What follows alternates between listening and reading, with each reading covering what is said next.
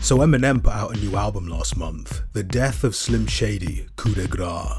Fancy. And it was a pretty miserable listening experience. Discounting the skits and interludes, of the 15 tracks that are on here, I'd say I enjoyed maybe 4 or 5 of them. Most of the beats are kinda just okay at best. I think M's flows are getting really repetitive and boring, and in terms of lyrics, most of the songs are just trying so hard to be shocking and offensive that they're mostly just boring. Like, I'm pretty sure he mentions Caitlyn Jenner, I don't know, 6 times or something stupid like that. It feels like he still hasn't broken through this phase where he's just constantly commentating on his own career, and it's starting to get really old. The features are pretty solid and some of the production is cool, but the general track-to-track experience is one of eye-rolling exhaustion. So when it came time to give it a score, the answer was obvious. I gave it a 6.5 out of 10.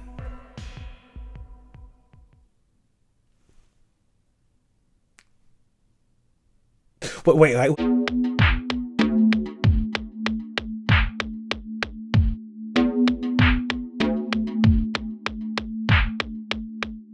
When talking about media formats, an album is a strange thing in that it is, perhaps not always, but usually, constructed of holons. For those who don't know, a holon is used to refer to something that is simultaneously its own independent thing, while also being part of a larger whole, for example, human beings. As the man who coined the term, Arthur Koestler, said, humans are at once individuals capable of autonomous action while also being part of wider communities and societies. Relevant to this video, however, a song, particularly a song from an album, is also a holon in that it can be listened to as both a single and as just one track of several strung together to create an album. Similar to how an episode of TV can both stand on its own and be part of a wider series, and I feel like the best artists are those who are aware of those perceptions and take advantage of both. One of the first examples that comes to mind is Backseat Freestyle from Kendrick Lamar's album Good Kid, Mad City. As a single, Backseat Freestyle can be enjoyed as this hard, mildly absurd but simple banger about typical rap excess. As part of Good Kid, Mad City, however,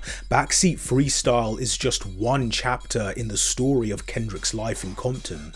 It's literally him in the car with his friends, out having a good time, saying all this ridiculous shit that he doesn't really take seriously in order to fit in with them. A point hammered home by the fact that the song immediately afterwards is called The Art of Peer Pressure. The song has meaning and value both as its own standalone release and as part of the wider album it is attached to. It is this very duality that enriches both contexts, and I feel like that's something that some people can neglect at times, treating their albums not as albums but as a collection of singles that people are expected to just go through, pick out their favourite songs and just add them to a playlist. It's too easy, don't say his name.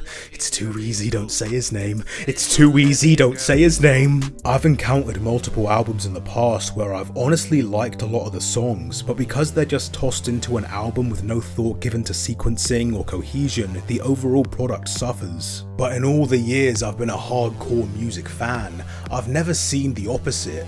An album where I can't say I enjoy most of the songs on it, but I do end up resonating with the album as a whole because the individual tracks are more than the sum of their parts. I've never seen that. Until now. It is not inaccurate to say that there are 2 or 3 songs on this album that made the difference between me dismissing the LP as Old Man Yells at Cloud the album and earnestly engaging with it as a genuine reflection by Eminem on his history with his alter ego. And believe me, I came very close to dismissing it. I'm too young to have grown up with Eminem's classic works. I'm just old enough to remember songs like Monster being a hit. And the first M album to come out while I was old enough to actively pay attention to music was Revival. And since then, the only Eminem I've seen is one that is stuck in this feedback loop of commentating his own career and legacy, vengefully and impulsively responding to critics like some kind of angry navel-gazer. So you can imagine my disappointment when I hit play on this album, only to be greeted with more of the same. Only this time, he seemed determined to try and run the shtick into the ground as much as possible. There is so much whining on this thing, especially during the first 50-60% of the album. It starts to feel like I'm scrolling through the profile of like one of those alt-right bot accounts on Twitter with like a Wojak picture and profile that says anti-woke, free thinker, facts don't care about your feelings. Which is very ironic given that M has proven not only in the past but on this very album that he actually is pretty woke, which makes his decision to spend over half the album pretending he's about to get cancelled by Zoomers, that people are lining up outside his concerts, ready to take him to jail because he called fat people fat, even weirder. I don't know why you would bring Kanye into this when he pretty definitively proved that you can be a literal Nazi and still get a #1 album. If that's what getting cancelled looks like, then I guess no wonder he wants it so badly. And the worst part about these tracks isn't even the performative offensiveness, it's the fact that the album is so stacked with them, so front-loaded, that by the time you get to those actual reframing cuts, the people who would be most appreciative of them have already left. And what am I supposed to tell them? Yeah, the album is pretty bloated and boring, but track 13 totally changes things. That's like people saying, oh, the first season of Breaking Bad is boring, just get through it and you're at the good shit. Don't worry about watching Dragon Ball, just skip straight to Z. One Piece gets good after episode 109. Nigga, I'm listening to an album. If I have to wait until halfway through the album for it to get good, then maybe it just isn't a good album. Oh yeah, I did give it that score, didn't I? Okay, let's get into it. The first and honestly most significant song that made me think, okay, maybe there's something more here, was Guilty Conscience 2, the successor to a song from the Slim Shady LP. In the song, Eminem/Marshall is engaged in a back and forth with Slim Shady. M tries to shake off Shady's influence by calling him out as a hypocrite for acting like the bullies who made his life miserable, immature for saying deliberately offensive shit not out of any genuine belief but just to court controversy, and ultimately regrets that, for all the fame the persona has given him, it's also made him do and say things he's ashamed of. For his part, Shady accuses M of using him to not only try and build up his confidence, but to try and absolve himself of responsibility for saying all this fucked up shit that he just wanted to say, but didn't have the guts to. I scare you cause I'm who you used to be, the you who didn't crumble under the scrutiny. When it was you and me, I gave you the power to use me as an excuse to be evil. You created me to say everything you didn't have the balls to say, what you were thinking but in a more diabolical way. The song ends in a scuffle, they're both slinging shit at each other as they do, which eventually ends with Eminem shooting Shady dead in the name of everyone he's ever harassed and beefed with. MGK, Nick Cannon, Will Smith, Christopher Reeves for some fucking reason. He then reveals that this whole thing is just a dream, which he tells to Def Jam CEO Paul Rosenberg, who just says, fuck you, and hangs up. It's a weird song. I feel like in isolation I get what he's going for. In fact, I like what he's going for. Again, as someone who never grew up on those classic M records and only knows him as the edgy rapper who fell off, it's nice to hear Eminem actually reflecting and processing himself, and not in the critics hated my last album kind of way we've been seeing for like a half a decade, but some actual earnest introspection. I love that. I'd love to see a whole album of that. Too bad it isn't really what we got. Kind of. Taking out all the skits and interludes, there are 9 tracks before Guilty Conscience 2, and let me tell you, listening to an edgelord complain about being cancelled for half an hour is one of the most soul-sucking experiences of my life. There are some good songs in this first half. Brand New Dance is weird as shit but in an interesting and genuinely quirky way, and Fuel has a great Jid verse and honestly one of Eminem's best performances on the album. But on the whole, it is so painfully whiny and desperate for attention to the point that I think it actually oversells how offensive Eminem is. Lucifer is another song that I think is actually pretty good, but listening to it, you'd think Eminem is constantly tweeting out slurs and streaming himself running around kicking little people. I went through it. Most of what he's been tweeting the past 6 months have just been promos for music and merch, a couple tweets about the Detroit Lions, one about a Jimmy Kimmel skit he was in, and my personal favourite, promoting his Houdini Fortnite emote.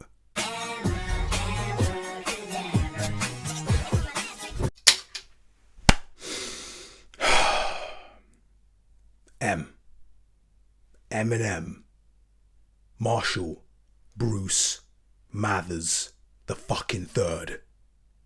You are in Fortnite. Fortnite. Trust me when I tell you, you have not been fucking cancelled. Like I said though, all of that is without the skits and interludes. Personally, I don't like it when an album has to rely on things like skits to get the concept across. I think it's a bit of a crutch to try and compensate for a failure to do things with actual songs, which we know M can do, we just saw that with Guilty Conscience. However, it would be disingenuous to disregard them entirely. They're there, they still form part of the album's narrative. If nothing else, they at least make M's intentions with this album clearer.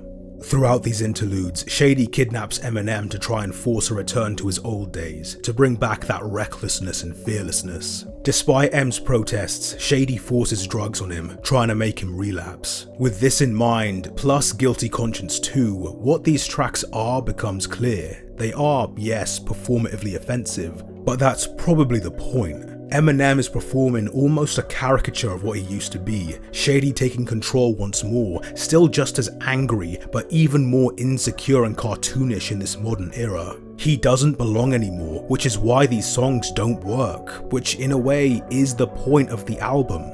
These rage-baiting, disingenuously edgy tracks are then contrasted with the songs Temporary and Somebody Save Me, which show a far more earnest side to Eminem, which always tends to come out whenever he talks about his family. It's in these moments, especially the latter song, where you can really feel Eminem's regret over his past behaviour, if for no other reason than the fact that it has interfered with his family. It was a strange feeling finishing this album. As I've just said, I see what Eminem was going for, I get the aim and the point of the album and respect what he's doing. The fact that most of the songs are outdated and generally mediocre at best is the point. Whether or not that's on purpose though, that does nothing to change the fact that most of these songs are indeed mediocre. I will likely never listen to a single song from this album again outside of maybe 2 or 3.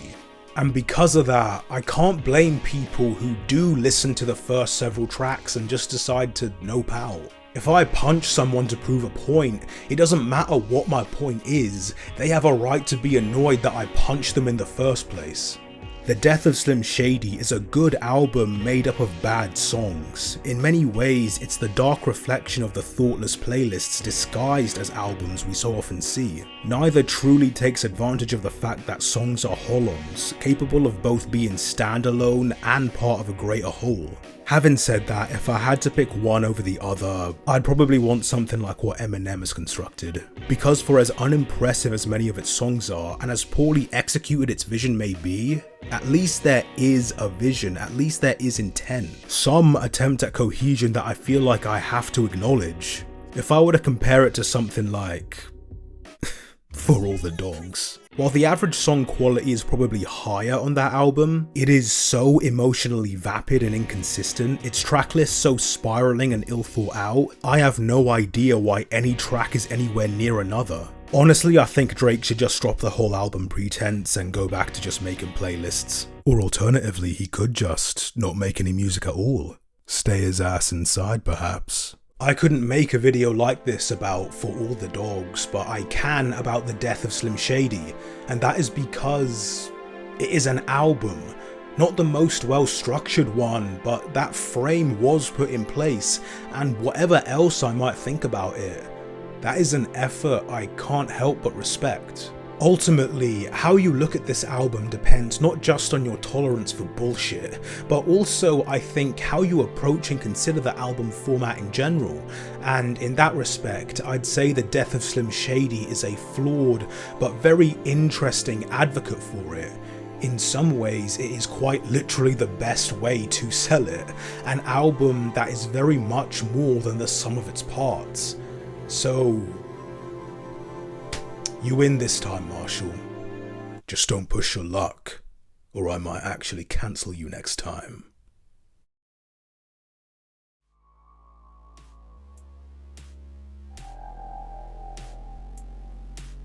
Thank you all for watching. I want to give a special thanks to my patrons, especially my tier 3 patron, Michael Coolwood. If you sign up, depending on your tier, you get not only credits in my videos, but also early access to those videos, music, exclusive updates, and behind the scenes snippets, all that good stuff. Also, the soundtrack for this video is out now, link to that is in the description as well as the end card.